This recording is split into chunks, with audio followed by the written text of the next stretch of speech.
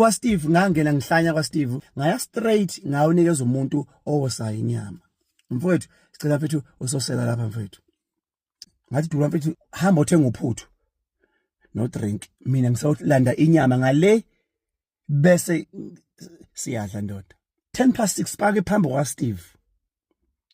Mangiphuma mina ngihambe nomshana wakhe uDubula omnyama wesiguqa sibheke ukuyolanda inyama. uDubula angena esitolo, angena abawu4, angena mina ngawuthatha inyama ngale. Remember siphume emotweni ngo10:06. Awushayanga u13 minutes past 6. Ngeze sibambe siqhuma ngale. Ngeze sibambe siqhuma ngale seyithuka sonke esasingale kule ndawo eyoswayo. Awushayanga u13 minutes past 6. Awazi ushaya. Uma siqala sithi uDubula